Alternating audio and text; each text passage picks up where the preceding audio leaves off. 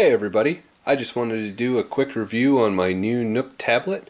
This is the 8 gig version, and I also have a 16 gig SD card in here to expand the storage. This specific tablet features a 7-inch touchscreen. The battery life is rated at 11.5 hours of reading and 9 hours of video. This can handle up to a max of a 32 gig SD card.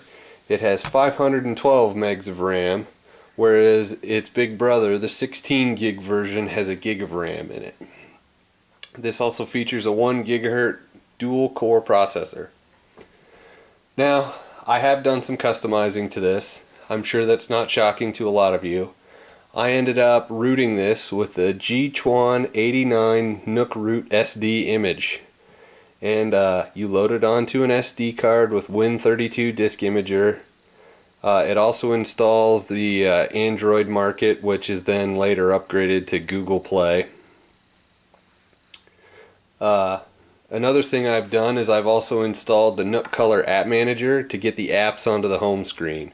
I had a second launcher on here. I was using Go Launcher EX, and it's okay, but whenever I was using that, then I had to go to that, and if I wanted to use a Barnes & Noble app, then I had to be in the Barnes & Noble launcher. So I just wanted the two combined.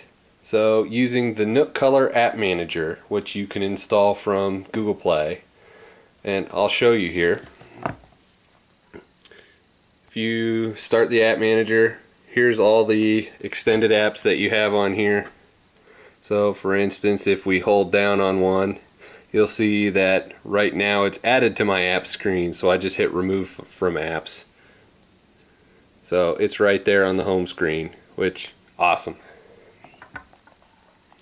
So just to go over a few pros and cons. Cons, locked down out of the box, and Barnes & Noble, they want money up and down for apps and books and all that stuff. Rooting is definitely in order on this device to unlock full potential.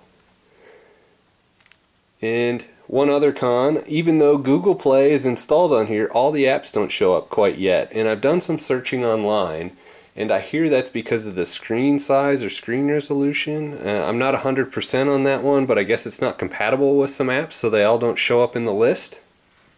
But it is on there, it is functional, so if you hit Google Play, loads up, get into the store, search for what you want, that kind of stuff. Hit home, takes you back. The pros, it's cheap. It's a good tablet once you unlock it and get its full potential going. The hardware's fast. It can keep up with what I'm doing. That's another pro, definitely. Battery life is great. What they're advertising for this is true in my mind. I've charged this thing a couple of times since I had it. Out of the box, the browser's good. The internet browser, in my opinion. You can't do multiple tabs, but you can do multiple windows, which is good. The other thing I find handy on it is the buttons. It's actually got some pretty nice buttons on here externally. It's got your Nook button, which will take you home and bring up that menu. It's got your power button over here, headphone jack, a microphone, and then you've got your sound buttons over here.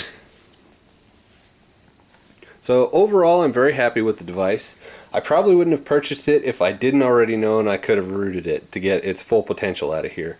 Out of the box, its email app is a little rudimentary too. I didn't care for it, so obviously I installed Gmail on here, and Gmail's functioning great like one would expect. I got Torrent on here so I can download torrents now. Netflix came with it. Got a few other things on here. Here's Go Launcher EX real quick. If I can, there it is right there. Took a little bit to start, but it's got your software buttons on here instead of your hardware buttons to go home and stuff. So you can see the apps through Go Launcher EX. There it is. So, and then you can go home there.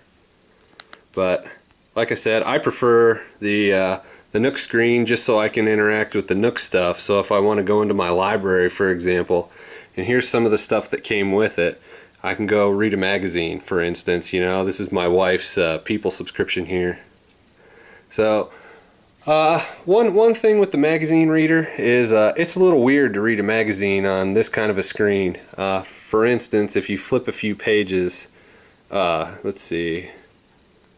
That's not one of those pages. The pages read up and down, and if you hit a long page, you really have to scroll up a lot. They're few and far between on here, but you can also zoom and unzoom on some of the magazines too. I haven't played with them too much, but anyway, that's just some of the basic functionality.